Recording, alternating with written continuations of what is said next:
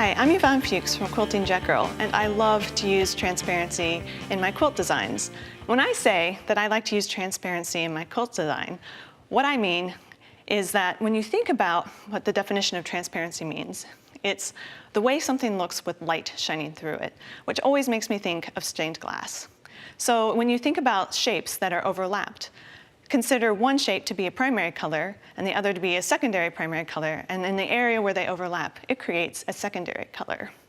If instead those shapes are the same color, it changes the color value. And the value of a color is known as the relative lightness or darkness of a color. Let's take a look at one of my monochromatic quilt designs to see what that means. In my triangle transparency quilt, I've overlapped triangle shapes. So every time there is an overlap, the value of the color gets darker. So first we step up to a medium tone, and then in the next overlap, it gets even darker.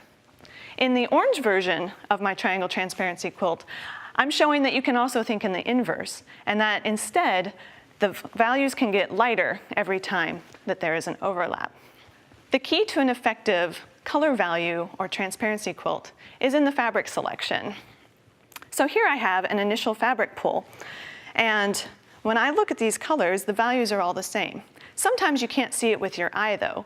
So what I suggest is taking your fabric selection and laying them out and taking a very well-lit photograph. Well-lit means that it's in natural light, and when you look at it outside of natural light, it looks the same to your eye as it did in the sun. Then you're going to take that photograph into your photo editing software of your choice, and you're going to turn it into grayscale. So make the photograph black and white. If you're using a mobile device, which is really popular these days, I don't suggest using a filter. Instead, go into the photo editing software and change to black and white. It's an option in your mobile phones. You can do it. So in this fabric selection, which was my initial fabric selection, the colors are too close together in value, and you're not going to see a change from one to the other. So instead, I pulled out what I thought would be my mid-value fabric. I took my light value, I made it my new mid-value, and I added a new light value fabric. And so now we have increasing steps of color value across this fabric selection. So how are we going to take these colors and turn it into a King's Cross block? It's pretty simple. You'll start by making 4 half-square triangles using your favorite method, however that is. And you will trim them square to 6.5 inches. So you'll have your half-square triangle units and you'll trim them. Then, and this is from your light and your medium tone fabric.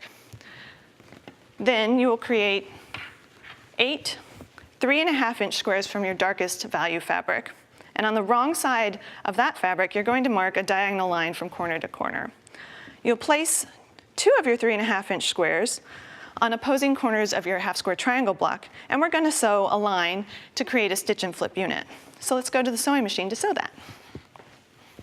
When I'm sewing stitch and flip, I like to sew one needle width closer to the corner of the edge of the fabric.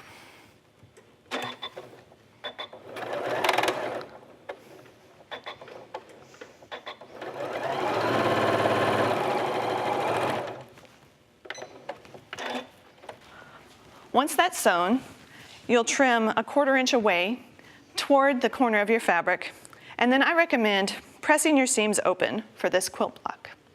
Once you have 4 of your units together, we can take a look at how the King's Cross block comes together. The traditional method is to rotate the blocks to create a pinwheel effect, like so. And that makes a really nice quilt block. But to create a really cool 3D effect using these color value tips, we will rotate 2 of these blocks 180 degrees, and then a really fun and striking 3D pattern appears. Once the quilt blocks are sewn together, we have a 12.5-inch unfinished King's Cross quilt block. So let's talk about how we can use this block in some quilt designs. In the first layout that I'm showing here, it's a very traditional quilt layout. We're using a row of 3 by 4 grid of blocks to create a traditional quilt. In the second option, we rotate every other block. This creates a fun secondary pattern but it's still in the traditional realm because we're using very grid-based and block-based design. In layout 3, every other block is removed, and instead we're adding in a square of the dark value fabric. This creates a little bit of negative space and a really fun secondary design that starts to poke into the blocks. In option 4, we're moving off the grid. So we take the quilt blocks and we slide them over to align the units that have the same colors within them.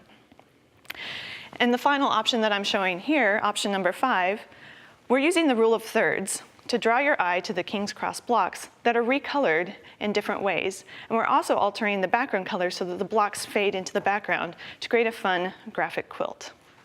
Another option is this mini quilt that I'm showing here that I call CrossCheck. And instead of just using negative space, we're also extending the elements of the quilt block into that negative space.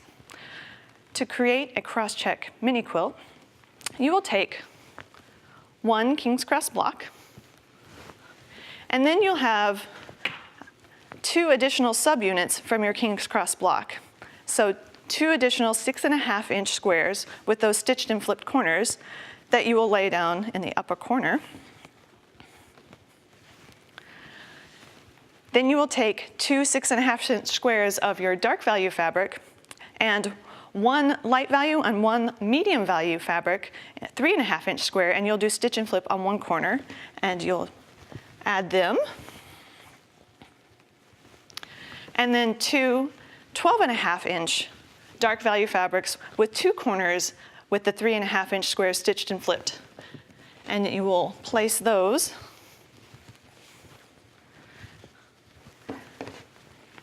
and if I get my blocks rotated the correct way here,